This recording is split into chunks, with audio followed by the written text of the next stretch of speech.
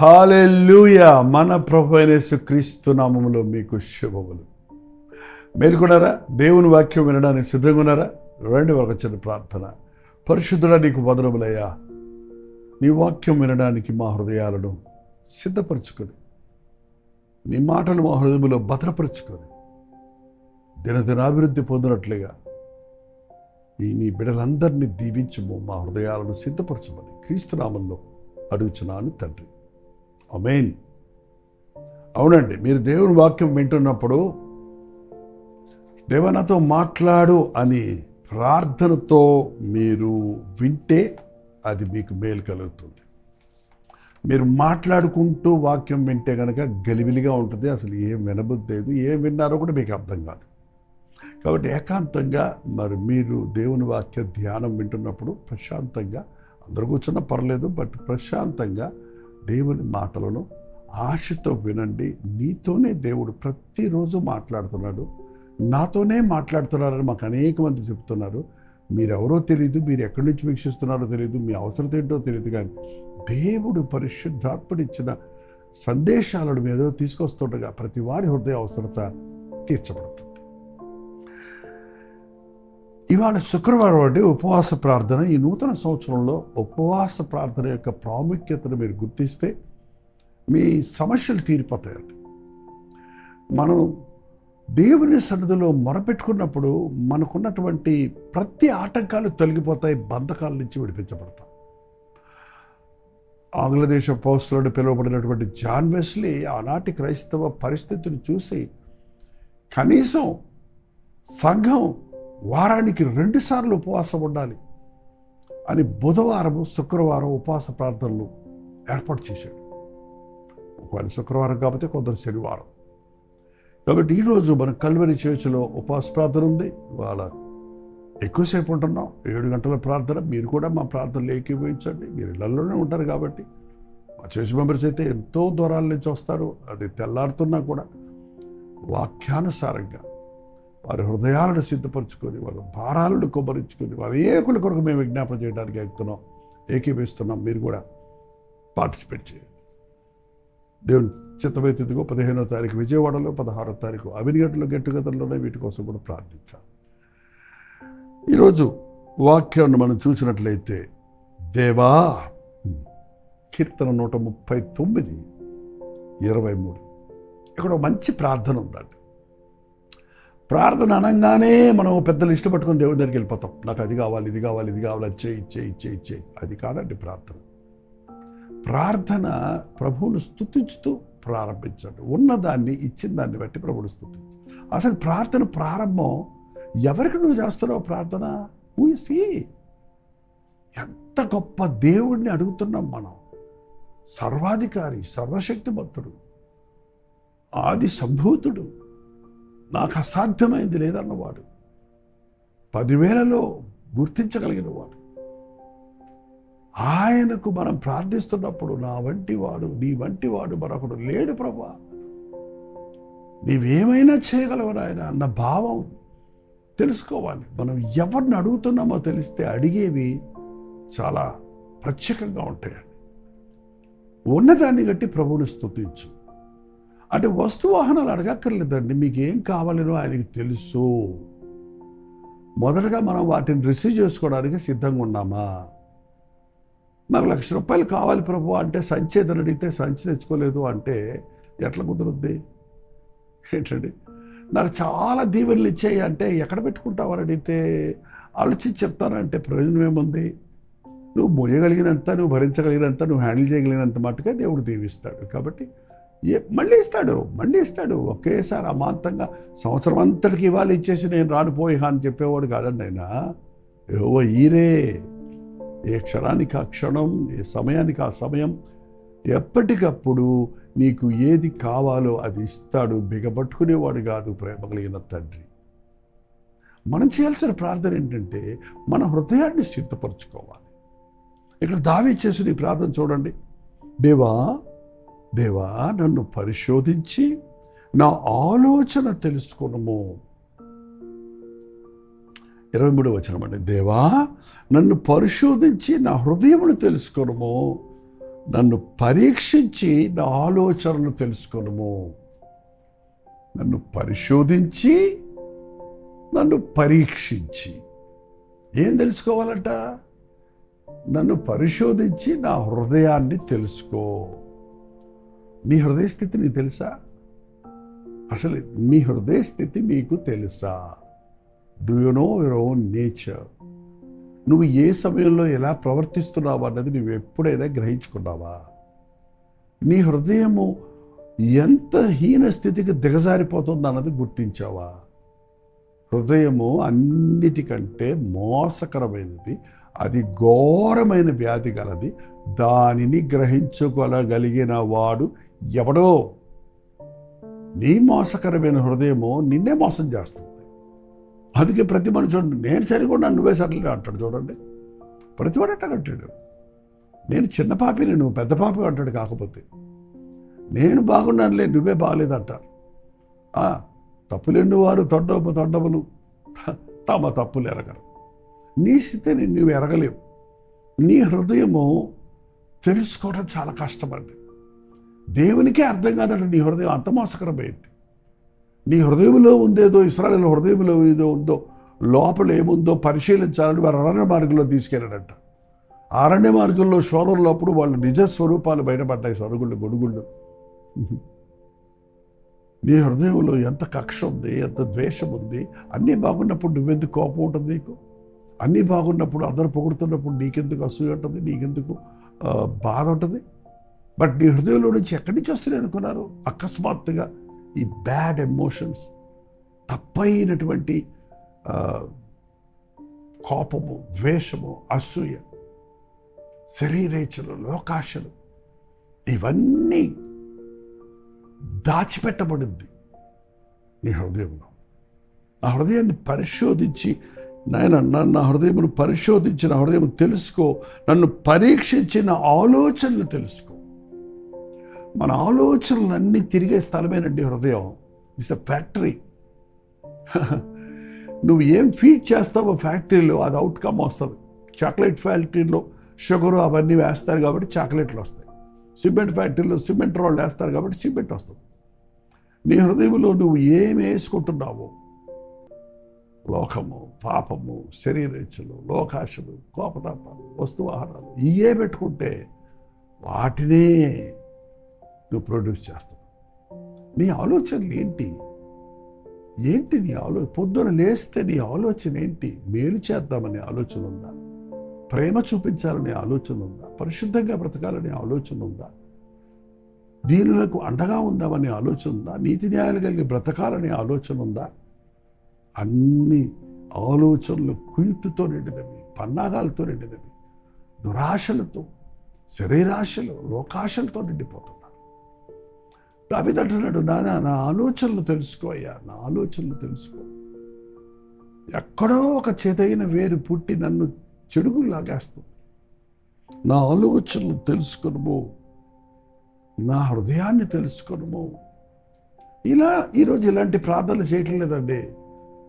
పొద్దుకో పరిశుద్ధాత్మను హాయ్ హూయ్ అని కేకలేసేవాళ్ళు టచ్ అంటారు, కింద పడి లేస్తారంటారు. అంతేగాని వ్యక్తిగతంగా నోరు తెరిచి దేవుని సన్నిధిలో హృదయాన్ని కొమ్మరించుకుని నన్ను చూడయ్యా, నన్ను కడిగయ్యా, నన్ను పరీక్షించయ్యా, నన్ను పరిశోధించయ్యా, నా హృదయంలో ఎలా ఉందో చూడాయన, నా జీవితం ఎలా ఉందో చూడయ్యా. యోబు వంటి భక్తుడండి దేవుడు మెచ్చుకున్నవాడు, నిందారహితుడు, దేవుని ఎందు భయభక్తులు కలిగిన వాడు, చెడుతను విసర్జించిన వాడు యోబు. అంటే ఆ యోబు దేవుని సన్నిధిలో ప్రార్థించినప్పుడు ఎలా ప్రార్థించారు తెలుసండి? యోబు గ్రంథం 13:23 ఉంటుంది చూడండి. నా దోషములన్నీ, నా పాపములన్నీ, నా అతిక్రమలు నాకు తెలియజేయి. నా దోషాలు నేను తెలుసుకోలేకపోతున్నాను. అందరి దోషాలు మాకు కనపడిపోతున్నాయి. మనం చూడండి, ఇతరుల దోషాలు పెద్దగా కనపడతాయి, మన తప్పులు మాత్రం బయటపడవు. దేవుని దృష్టిలో నీ హృదయం ఎలాగుందో చూసుకోవాలంటే ఆయన ముఖ కాంతి నీ మీద ప్రకాశించమన్నారు. అందుకే ప్రార్థన అవసరం. ప్రార్థించేవాడు దేవుని సన్నిధిలో తల వంచి కళ్ళు మూసుకున్నప్పటికీ ఆయన ముఖ వర్చస్సు నీ మీద పడుతుంది కనుక ఒక పెద్ద స్కానింగ్ అయినట్టుగా నీ హృదయం నీకు స్కాన్ అయి చూపిస్తుందండి. ఎంత ద్వేషం ఉంది, ఎంత అసూయ ఉంది, ఎంత పగ ఉంది, ఎంత పాపం ఉంది, ఎంత వక్రతనం ఉంది. అవును, మన జీవితాన్ని హృదయాలను శుద్ధి చేసుకునేది క్రైస్తవ భక్తి అండి. ఎప్పుడో ఒకసారి రక్షించబడ్డారని చెప్పుకోకండి. ఆదివారం ఆలయానికి వెళ్ళొచ్చారని సరిపెట్టుకోకండి. ఈనాటికి ఆనాడు ఈ లోక మాలిన్యం నుండి మనం విడుదల పొందాలి.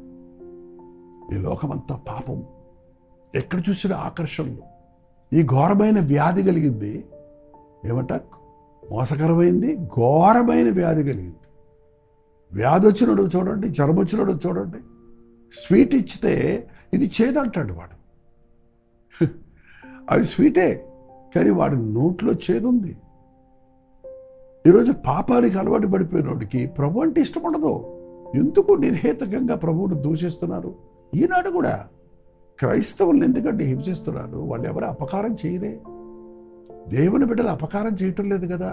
వాళ్ళేదో మీటింగ్ పెట్టుకుంటుంటే మీరేదో పోయి వాళ్ళని బాధ పెడతారంటారేంటి? కారణం ఏంటి? హృదయం మోసకరమైంది. పాపపు నేత్రాలతో ఉన్నోడికి ఏది ఏంటని అర్థం కాదు.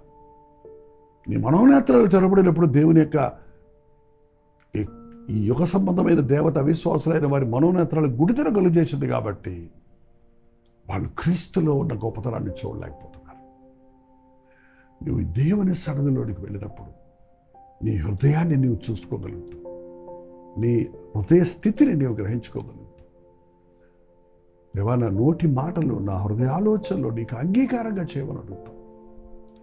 చూడండి, మన హృదయం లోతుల్లో ఏవో ఉంటాయి, ఎక్కడో ఉంటాయి. నేను బాగానే ఉన్నాను అంటాం, కానీ లోతులలో వేరే ఉంటాయి. చూడండి, సామెతల గ్రంథము 20వ అధ్యాయం 10వ వచనంలో 5వ వచనంలో, సామెతల గ్రంథము 25లో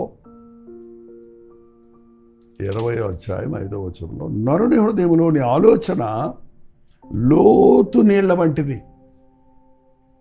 పూర్వకాలంలో బావులు ఉండేవి, 70-80 అడుగుల లోతుల్లో ఉండేది. అక్కడి నుంచి బకెట్ వేసి తోడాలి. లోతులో ఇటు తొగ్గు చూస్తే కూడా నీళ్ళు కనపడవు, అంత లోతులో ఉంటాయి. నరుని ఆలోచనలంట వాడి హృదయంలో అగాధంలో ఉన్నట్టుంటాయి, వాడికే తెలియదు. ఏంటంటే, వివేకము గలవాడు దానిని పైకి చేదును.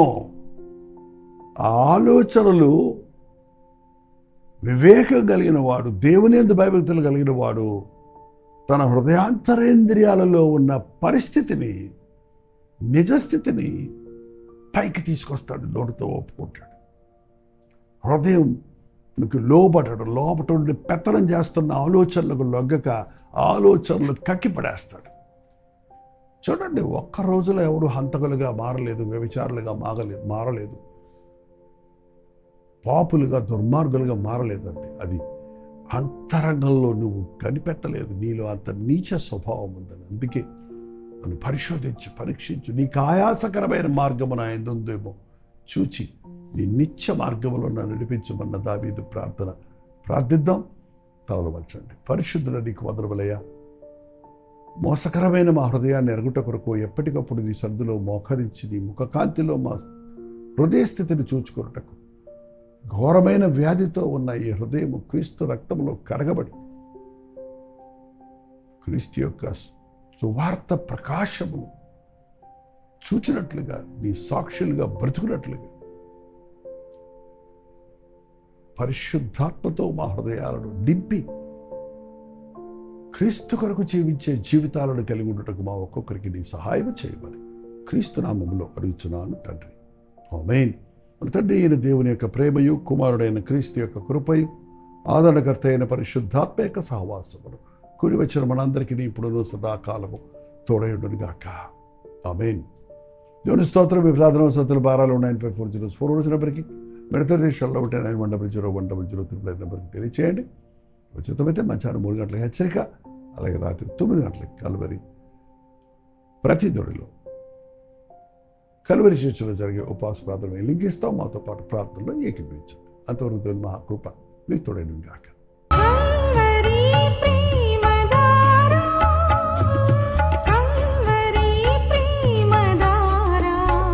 కల్వరి ప్రేమధార అనే మా ద్విమాస పత్రికను ఈ మధ్య త్రైమాస పత్రిక అంటే 3 నెలలకి ఒక్కసారి మాత్రమే ప్రింట్ చేయగలుగుతున్నాం. మరి గత 40 సంవత్సరాల పైబడి కొనసాగుతున్న ఈ పత్రికను ఆపు చేయటం ఇష్టం లేక దీన్ని త్రైమాస పత్రికగా మార్చున్నాం. మీరు కల్వరి ప్రేమధార పత్రికను చదువుతున్నారా? ఒక ఉచిత పత్రిక కావాలంటే ఇవ్వాలే మీ పేరు, చిరునామా, అడ్రస్తో పాటు ఇంటి నెంబర్తో పాటు క్లియర్గా పంపించండి. తప్పకుండా ఒక ఉచిత పత్రికను మీకు పంపిస్తాం.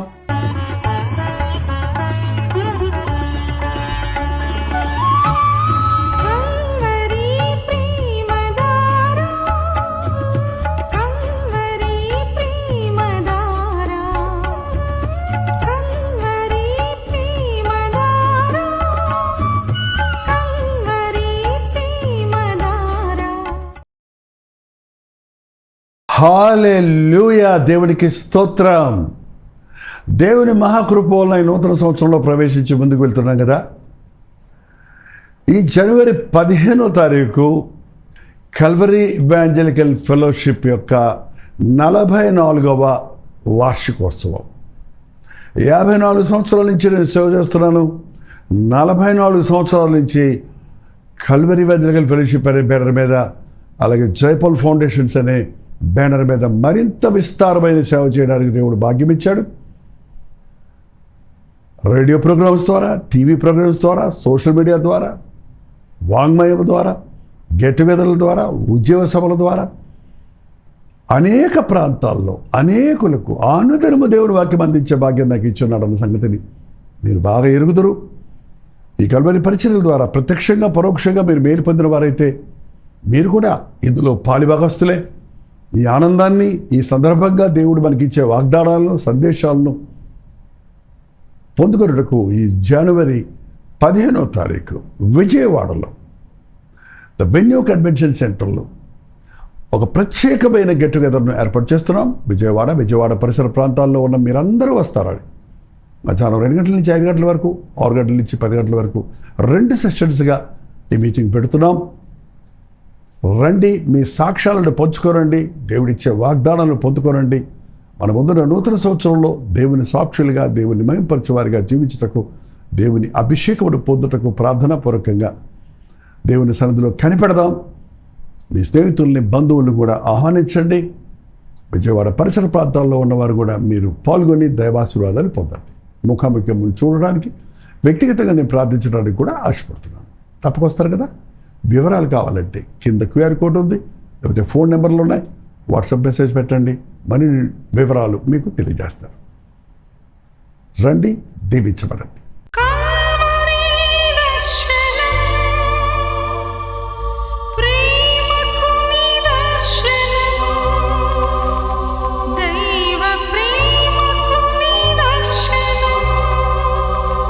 తెలుగు, తమిళ, హిందీ, మలయాళం, బెంగాలీ, ఒరియా అనే 6 భాషల్లో టెలివిజన్ ప్రోగ్రామ్స్ కొనసాగుతూనే ఉన్నాయి. భారభరితమైన పరిచయంలో మీరు సహకరించాలని ఆశిస్తే, ప్రభువు మిమ్మల్ని ప్రేరేపిస్తే మీ విరాళాలు, కానుకలు మనకి మీరు పంపించవచ్చు. అవి నేరుగా టీవీ ఛానల్స్కి వెళ్తాయి. అందులో ఏది మేము మా సొంత ఖర్చుల కొరకు ముట్టుకోవటం లేదు, వేరే పరిచయ కొరకు ముట్టుకోవటం లేదు. టెలివిజన్ పరిచయలో ఇంకా సువార్త వినని వారికి అది అందించాలని ఆశతో ఒక 20 సంవత్సరాలుగా కొనసాగుతున్న పరిచయం కొరకు ప్రార్థించండి, మీ సహకారాన్ని అందించండి. ఈ విషయం మీకు ఇంకా వివరాలు కావాలంటే 89393939 అనే నెంబర్కి మార్నింగ్ 10 నుంచి ఈవినింగ్ 10 లోపల మీరు ఫోన్ చేయండి, వివరాలు మీకు తెలియజేస్తాం.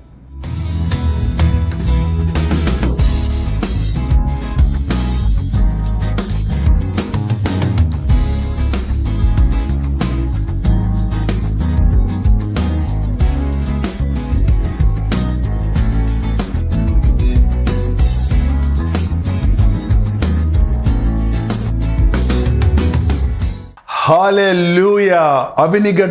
అవినిగడ్డ పరిసర ప్రాంతాల్లో ఉన్న వారందరికీ శుభవార్త.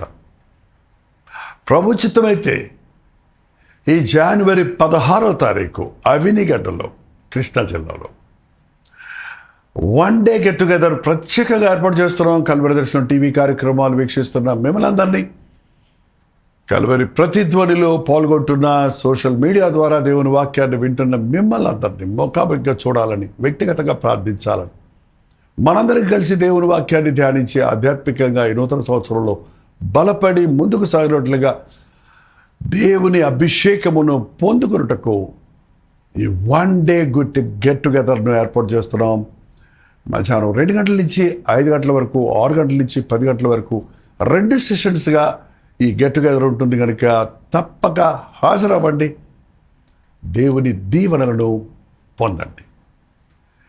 ఏ కన్వెన్షన్, అవినిగడ్డ, కూడూరు రోడ్, అవినిగడ్డ, కృష్ణా జిల్లా. ఇంకా విషయమే మీకు వివరాలు కావాలంటే కింద ఇవ్వబడేటువంటి ఫోన్ నెంబర్లకు మీరు ఫోన్ చేయండి, వాట్సాప్ మెసేజ్ పెట్టండి, లేకపోతే క్యూఆర్ కోడ్ ఉంది, లొకేషన్ కొరకు మీరు క్యూఆర్ కోడ్ను స్కాన్ చేసుకోండి. తప్పకొస్తారు కదా. ఉదయకాల